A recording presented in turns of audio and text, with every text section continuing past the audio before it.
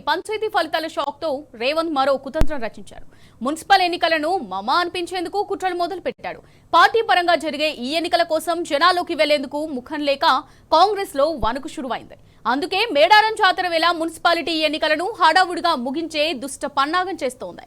రాష్ట్రంలోని 1 కోటి మంది జనం జాతరలో ఉండగా కుట్రపూరితంగా షెడ్యూల్ నోటిఫికేషన్ ప్రకటించారు. తెలంగాణ ప్రజలు వనదేవతలకు మొక్కులు చెల్లించుకుంటున్నప్పుడు తూతూ మంత్రంగా ఎన్నికలు అయిపోగొట్టే ప్లానే ఇదంతా.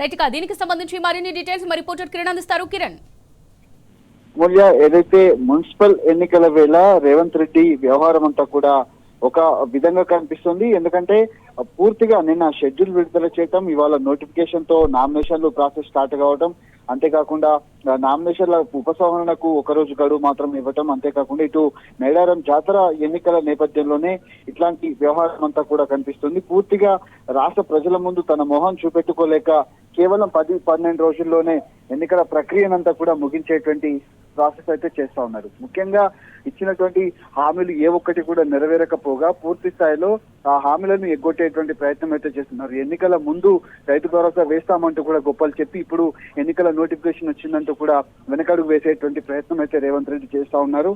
ఈ నేపథ్యంలో ఓవైపు మేడారం జాతర కొనసాగుతుంది. ఆ ఎన్నికలకు సంబంధించినటువంటి నోటిఫికేషన్, ఇటు నామినేషన్ల గడువు కూడా కేవలం 2 రోజుల పాటు మాత్రమే ఇవ్వటం.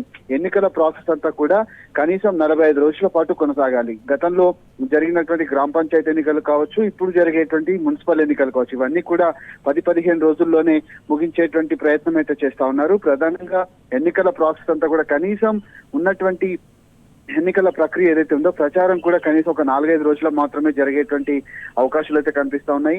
అంతేకాకుండా ఇచ్చినటువంటి గ్యారంటీలు కావచ్చు, ఇచ్చినటువంటి హామీలు కూడా ఏ ఒక్కటి కూడా నెరవేర్చకపోగా రాష్ట్ర ప్రజల ముందు మొహం చూపెట్టలేనటువంటి పరిస్థితుల్లో రేవంత్ రెడ్డి ఉన్నారు. అందుకే ఈ ఎన్నికల వేళ పూర్తి స్థాయిలో కేవలం 1-2 పర్యటనలకు మాత్రమే పరిమితం అవుతున్నట్టుగా తెలుస్తుంది. గతంలో ఎన్నడూ కూడా అటు గ్రామ పంచాయతీ ఎన్నికలకు కావచ్చు, లేదంటే మున్సిపల్ ఎన్నికలకు ముఖ్యమంత్రి స్థాయి, మంత్రుల స్థాయి వ్యక్తులు వెళ్ళినటువంటి దాఖలాలు అయితే లేవు. కనీసం ఇచ్చినటువంటి హామీలు నెరవేర్చకపోగా ఈ వ్యవహారంలో తాను కూడా ముందున్నటువంటి పరిస్థితి కనబడుతుంది. ఇప్పుడు హార్వర్డ్ కు సంబంధించినటువంటి ఇటు దావోస్ పర్యటనలు కూడా వెళ్లారు.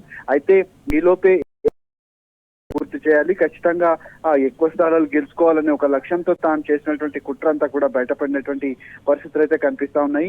ఖచ్చితంగా రాబోయేటువంటి మున్సిపల్ ఎన్నికల్లో రాష్ట్ర ప్రజలంతా కూడా కరుకాచి వాత పెట్టేటువంటి అవకాశాలతో మనకు స్పష్టంగా కనిపిస్తా ఉన్నాయి. ఇలాంటి వ్యవహారాలతో కేవలం 10-12 రోజుల్లోనే ఎన్నికల ప్రక్రియ ముగించడం పట్ల ఇటు అభ్యర్థుల నుంచి కూడా పెద్ద ఎత్తున కొంత ఆగ్రహావేశాలు అయితే వ్యక్తం అవుతా ఉన్నాయి. Right, thank you Kiran.